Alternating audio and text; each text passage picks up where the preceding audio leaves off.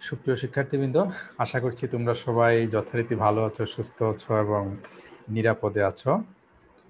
আমি কিছুটা অসুস্থ, একটু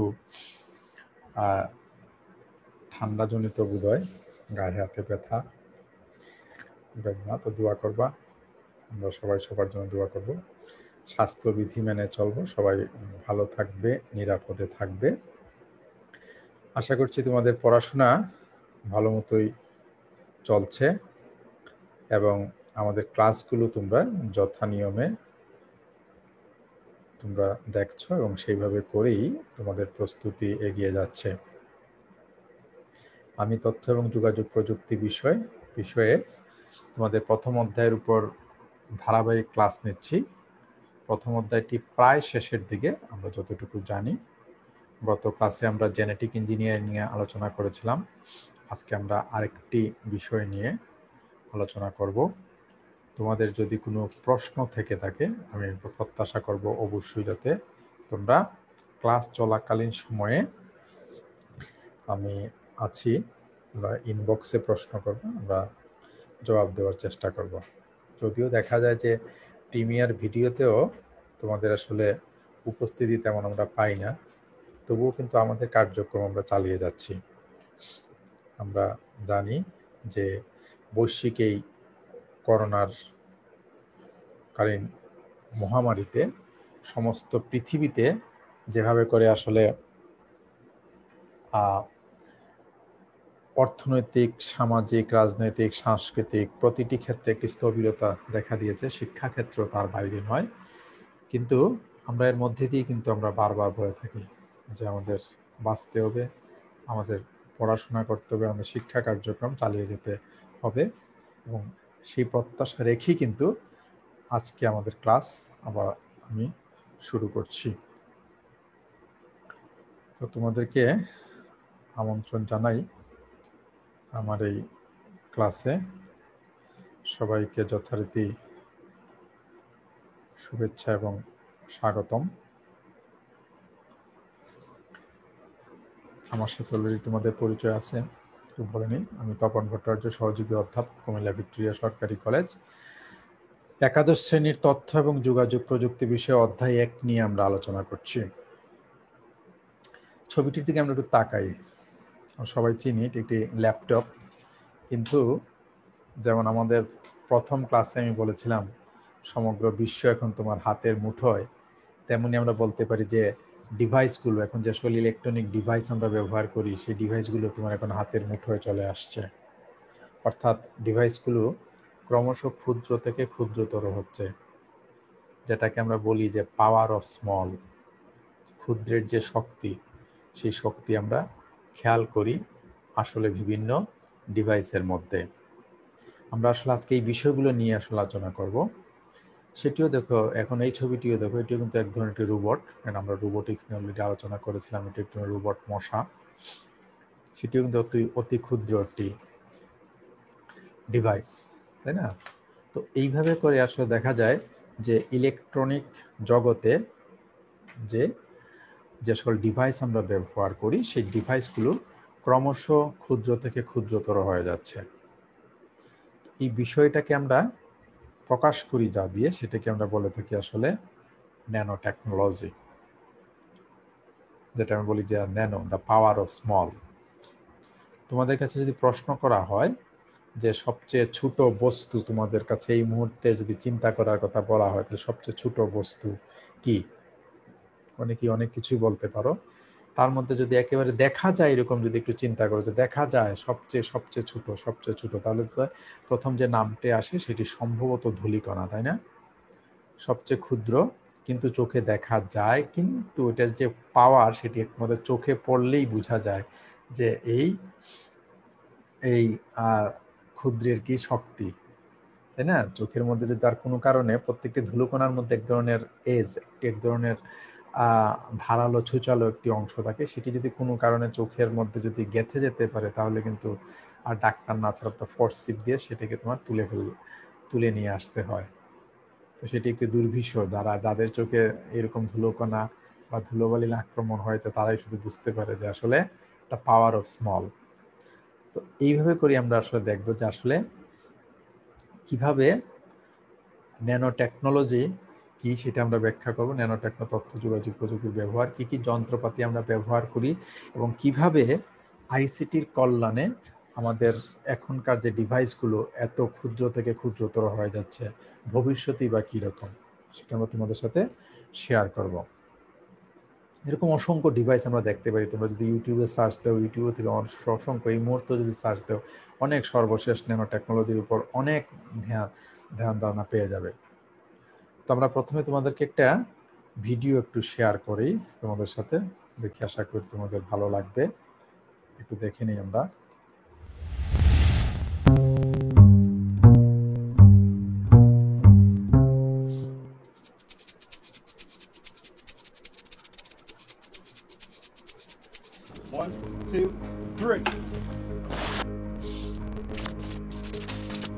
এগুলো বিভিন্ন ধরনের টেস্ট, দেখো পেপার টেস্ট।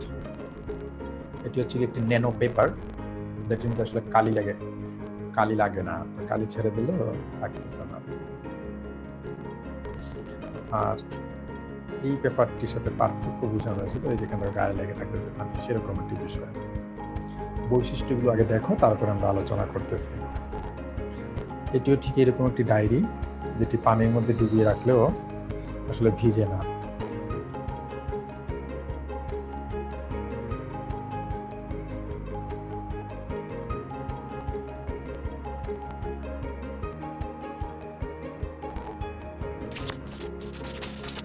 টাইমার মানে ঘড়ির টেস্ট দেখো, যেগুলো ন্যানো ঘড়ি যেগুলো, সেগুলো পানিতে ডুবিয়ে রাখলেও দেখা যায় যে আসলে নষ্ট হয় না, চলতে থাকে। আর যেগুলো আনট্রিটেড, একদম পানিতে আসার সাথে সাথে কিন্তু নষ্ট হয়ে যাচ্ছে। এটা টিস্যু টেস্ট, ন্যানো টিস্যু, সাধারণ টিস্যু দেখো আনট্রিটেড বলা হচ্ছে। আর ন্যানো টিস্যুতে কি হয় দেখো, এখানে একটা কচু পাতার মতো, যেরকম পানি অবস্থা হয় এরকম দেখো। ঠিক কিভাবে পানিতে ডুবিয়ে রাখলেও কিন্তু যেগুলো ন্যানো টিস্যু যেগুলো, সেগুলো কিন্তু আসলে ওইভাবে করে ভেজে না।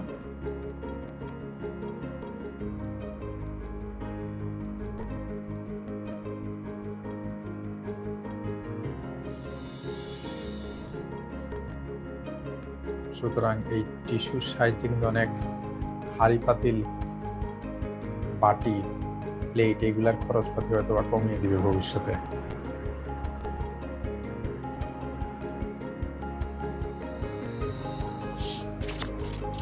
Bread but not for food, দেখো লেখা আছে কিন্তু, do not attempt, not approve for use with food. তৈরি করা হয়েছে কিন্তু খাবারের জন্য কিন্তু এখনো বলা হয় না। দেখলে ন্যানো যেগুলো সেখানে লেগে থাকতেছে না। জেলি, কটন, তুলা, ন্যানো তুলা, পানিতে ভিজে না।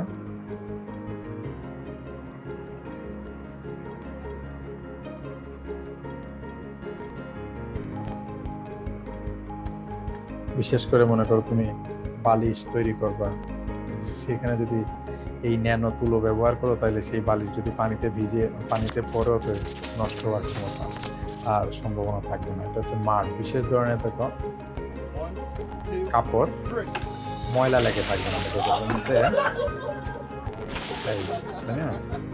এটা ট্রিটেড যেগুলো, অর্থাৎ যেগুলো ন্যানো, সেখানে আসলে লেগে থাকবে না।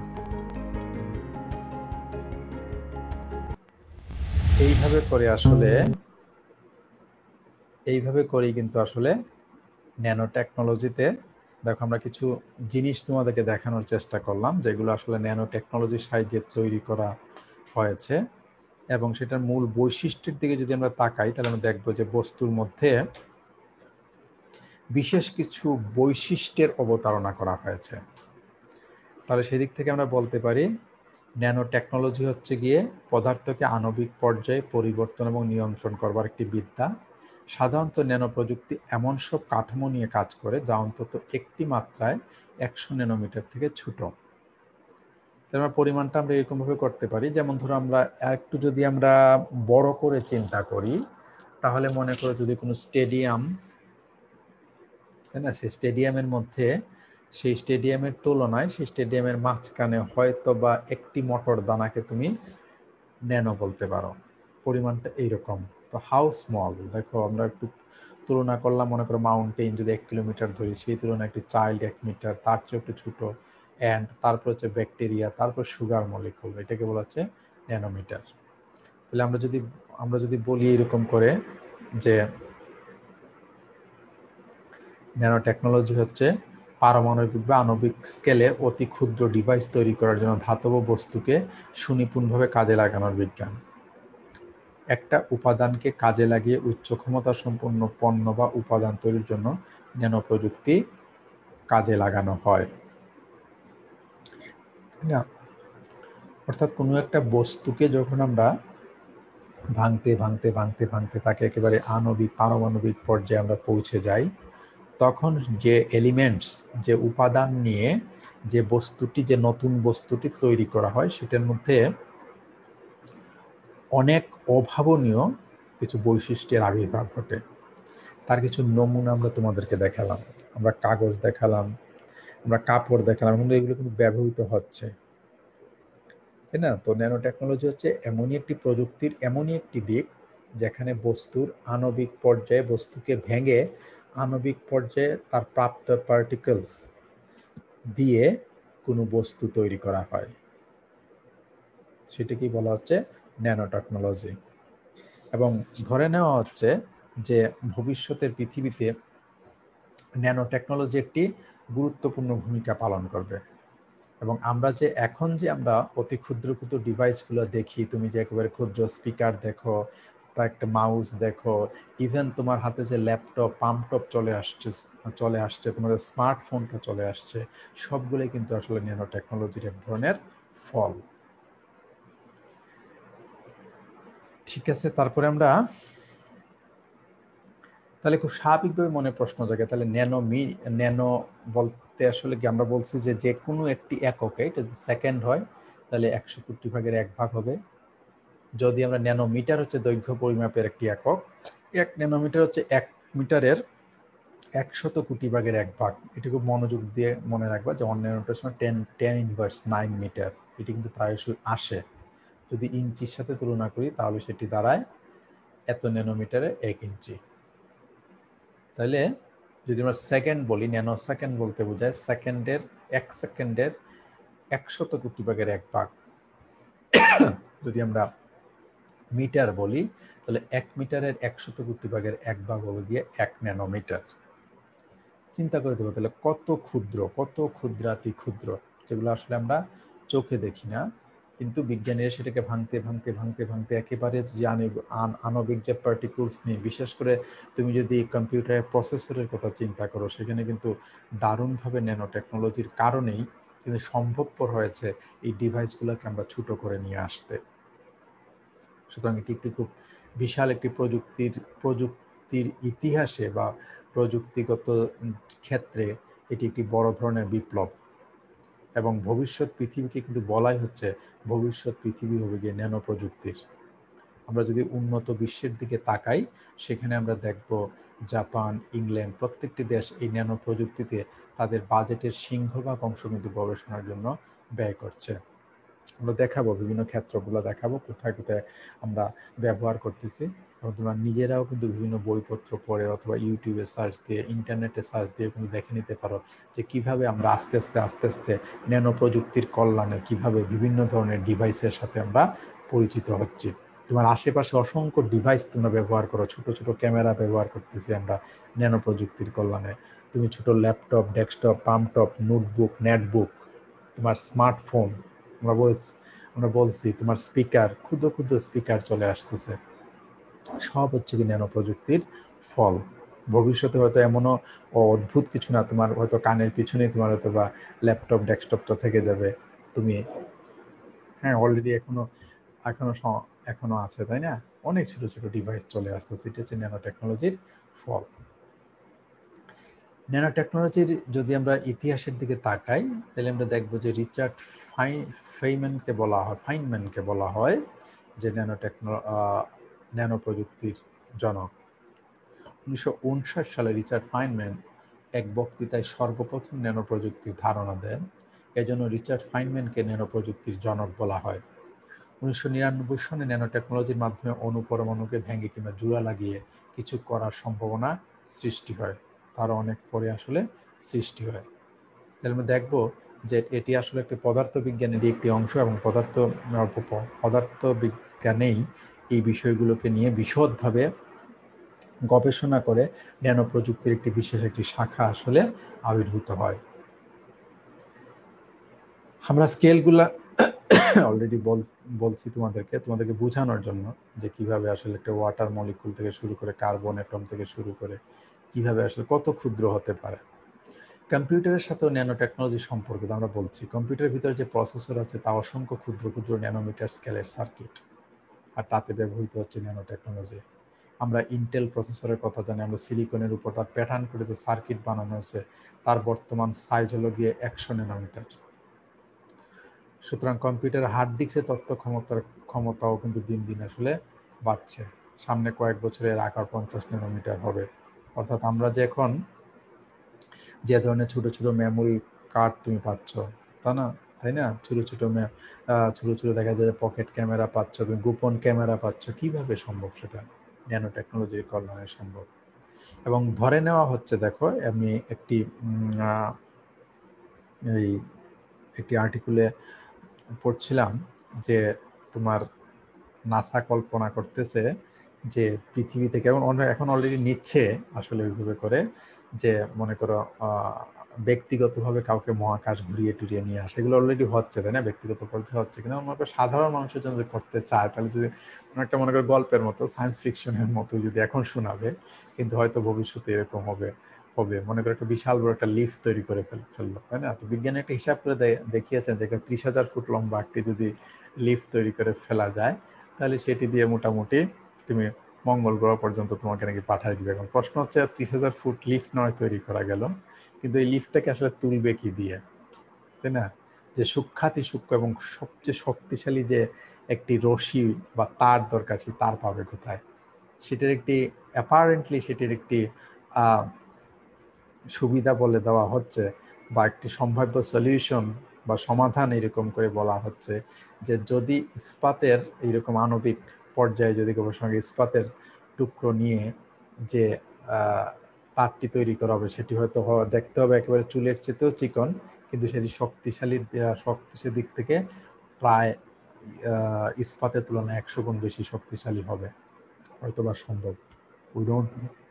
বাট আসলে কিন্তু দেখো, যদি আমরা কিন্তু তোমাদেরকে মানে এখানে আমরা ন্যানো টেকনোলজির বেসিক কোনো জিনিস আমরা তোমাদেরকে পড়াবো না। আমরা তোমাদেরকে পড়াচ্ছি হচ্ছে আইসিটিতে আমরা ন্যানো টেকনোলজি কোথায় ব্যবহার করি, কোন জায়গায় এখানে কম্পিউটারে ব্যবহার হয়, কিভাবে ন্যানো টেকনোলজি গবেষণায় কিভাবে আইসিটি ব্যবহার হয়, সেই জিনিসগুলো। ভবিষ্যতে তোমরা এখান থেকে যারা উচ্চতর পড়াশোনা করবে তাদের একটা ইন্টারেস্ট রাখতে পারো। এখানে আমি অনেকেই তোমাদেরকে বলেছি যে তোমরা জেনেটিক ইঞ্জিনিয়ারিং এ পড়াশোনা করতে পারো, ন্যানো টেকনোলজিতে পড়াশোনা করতে পারো, এরকম নানান ক্ষেত্র রয়েছে। তোমরা কেউ বা সাইবার সিকিউরিটিতে পড়াশোনা করতে পারো, তাই না? তো সেই বিষয়গুলো কিন্তু তোমাদের জানার জন্য বলা।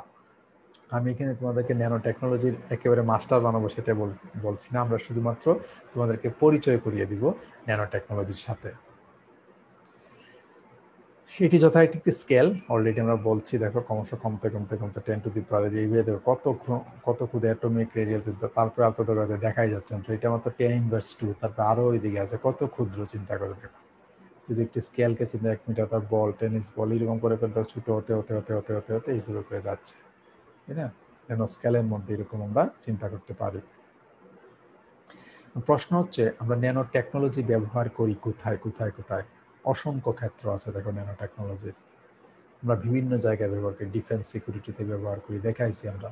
বায়ো ইঞ্জিনিয়ারিং এ ব্যবহার করি, কসমেটিক্স সার্জারিতে ব্যবহার করা হয়, কসমেটিক্সে ব্যবহার করা হয়, ন্যানো ফ্যাব্রিক্স তৈরি করা হয়েছে।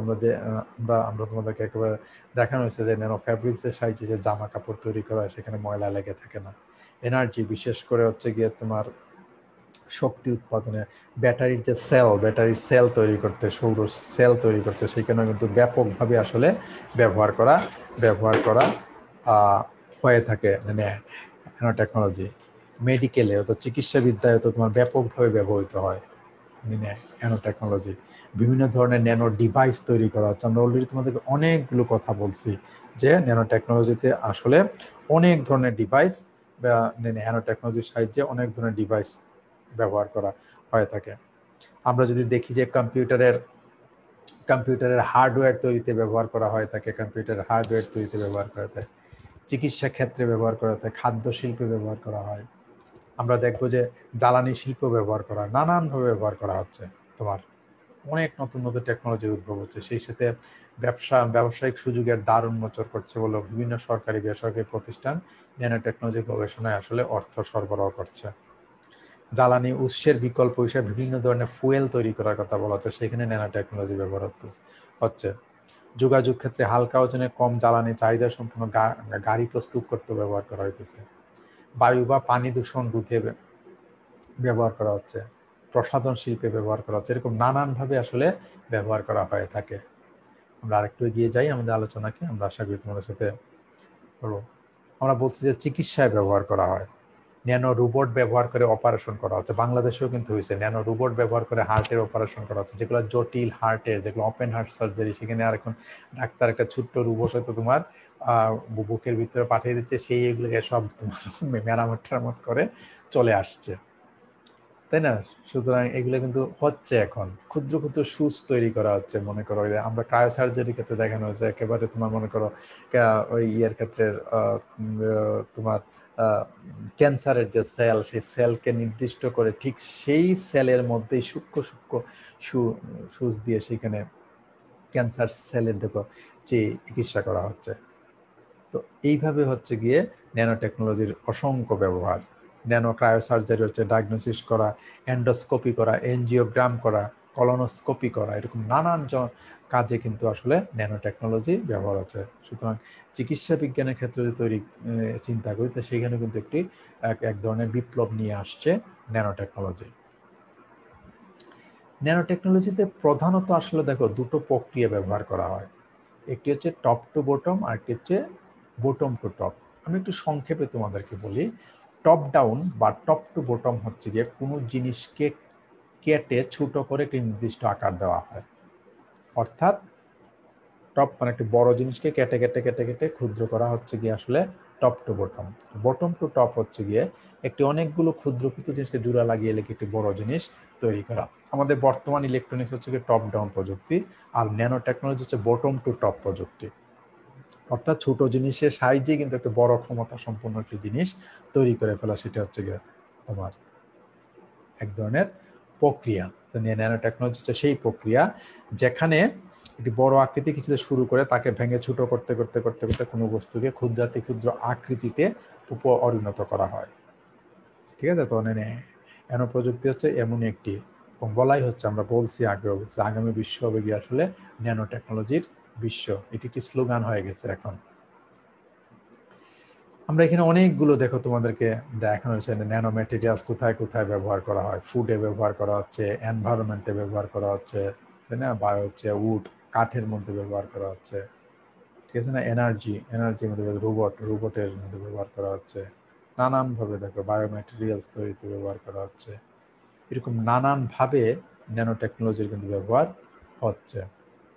আমরা টেক্সটাইলের ক্ষেত্রে তোমাদেরকে বলছি, তাই না? দেখো কি কি ধরনের বৈশিষ্ট্য থাকে, দেখো অনেক ধরনের। অডর ফ্রাইট ফিনিশ, অর্থাৎ দুর্গন্ধ হবে না, তাই না? তারপরে হচ্ছে গিয়ে অ্যান্টি পোলেন ফিনিশ, তাই না? তোমার যে আমরা ববলিন বলে থাকি সেটা হবে না। ফ্লেম রেট, তো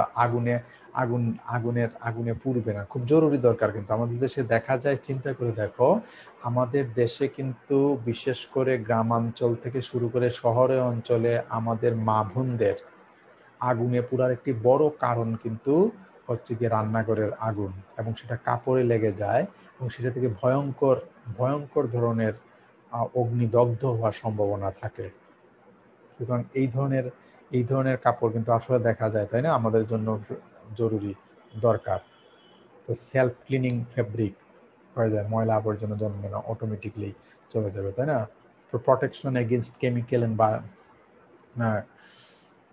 বায়োলজিক্যাল থ্রেটস থেকে রক্ষা পায়। এরকম নানান ধরনের মানে অনেক বিভিন্ন বৈশিষ্ট্যের আসলে আরোপ করা হচ্ছে এইখানে। মহাকাশ গবেষণা যে এত বড় মহাকাশ যান দেখো ছোট করতে করতে কোথায় নিয়ে যাচ্ছে, তাই না? সেখানে ফুয়েল থেকে শুরু করে ফাস্টার, বেটার, চিপার স্পেস ট্রান্সপোর্টেশনে ন্যানো টেকনোলজি কিন্তু আজকাল ব্যবহার করা হচ্ছে এবং সেটা সম্ভব। ইভেন খেলাধুলার সামগ্রীর মধ্যেও কিন্তু ব্যবহার করা হয়। ন্যানো গাড়ি চলে আসছে অলরেডি, আমরা জানি, তাই না? ন্যানো গাড়ি চলে আসছে মার্কেটে, ন্যানো টেকনোলজি কার বিএমডব্লিউডি। এবং দেখা গেছে বিএমডব্লিউ 1970 থেকে শুরু করে এবং 2020-এর এই মার্কেটে একটা মাস মার্কেট ব্যাপকভাবে কিন্তু সেটা বেড়ে গেছে।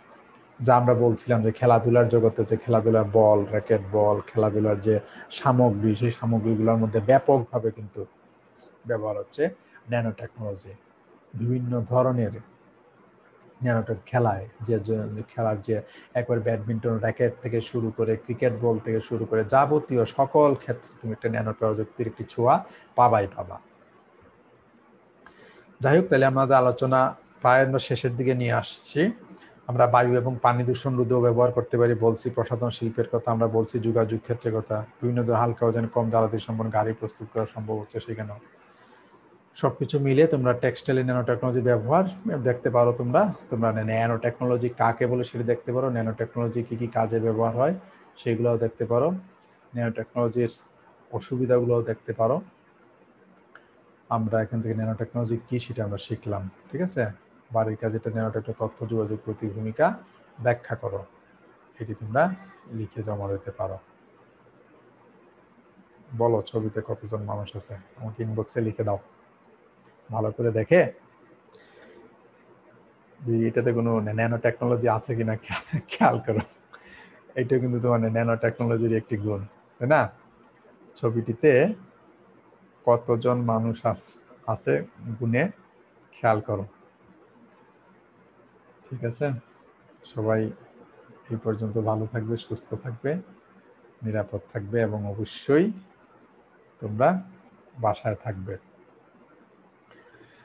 প্রিয় শিক্ষার্থীরা, আশা করছি তোমাদের যথারীতি উপকারী লাগবে। তো তোমরা এটি কিন্তু আমি কিন্তু প্রায় শেষের দিকে চলে আসছি।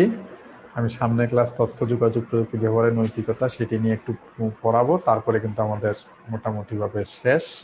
তোমাদের সবার প্রতি সামনের ক্লাসে তোমাদের জন্য একটি আমার বিশেষ অনুরোধ থাকলো, আমরা এখন ব্যাপকভাবে যেহেতু অনলাইন প্ল্যাটফর্মে চলে যাচ্ছি, শিক্ষক, শিক্ষার্থী, অভিভাবক সকলেই, তো বাংলাদেশের জন্য একটি কিন্তু সাইবার আইন আছে, ঠিক আছে? 2012 সালে করা একটি সাইবার আইন আছে, তথ্য প্রযুক্তি যোগাযোগ আইন আছে 2006, ঠিক আছে? তারপর হচ্ছে 2012-তে একটি আইন আছে, সে এই আইনের বইটি, এই আইনের ধারাগুলো তোমরা ওয়েবসাইটে সার্চ দিলেও পাবা, একটু ভালো করে পড়ে নিবা। ফেসবুক ব্যবহারের নীতিমালা রয়েছে, সেই নীতিমালাগুলো একটু পড়বা, কারণ তোমার কোনো একটি অসাবধান বশত তোমার কোনো একটি বক্তব্য, কোনো একটি পোস্ট, কোনো একটি কমেন্ট, কোনো একটি শেয়ার কোনো রাষ্ট্রের আমাদের স্বাধীনতার, আমাদের মুক্তিযুদ্ধের, আমাদের বিশেষ ব্যক্তিবর্গের যাতে বিরুদ্ধে না যায় সেই চেষ্টা কিন্তু আমাদের করতে হবে। অবশ্যই আমরা এমন কোনো কথা বলবো না, এমন কোনো লেখা লিখবো না, এমন কোনো বক্তব্য রাখবো না যা আমাদের মুক্তিযুদ্ধের চেতনার পরিপন্থী হয়, ঠিক আছে? কোনো বিশেষ ধর্মের প্রতি যাতে, গোষ্ঠীর প্রতি যাতে কোনো তাদের মনে যাতে কোনো আঘাত না লাগে, তাদের বিশ্বাসে যাতে কোনো আঘাত না লাগে, সেইটুকু চেষ্টা কিন্তু আমাদের করতে হবে। আমরা অবশ্যই কোনো গুজবে কান দিব না। সবার জন্য একটি নম্বর দিয়ে দেওয়া আছে 999, মনে রাখবা নাম্বারটি, ঠিক আছে? যে কোনো ধরনের, যেখানে যা দেখবা, নিজে তুমি পড়াশোনা জানো, তুমি আইসিটি পড়ো, তুমি আইসিটির সময় নিয়ম জানো, চিলে কান নিয়ে গেছে বলে তুমি চিলের পেছনে দৌড়ানো শুরু করবা না, আগে তাকিয়ে দেখবে তোমার কানটি জায়গার মধ্যে আছে কিনা না, ঠিক আছে? তো সেই পর্যন্ত তোমরা ভালো থাকবে, সুস্থ থাকবে, নিরাপদ থাকবে এবং স্বাস্থ্যবিধি মেনে চলবে। ধন্যবাদ সবাইকে।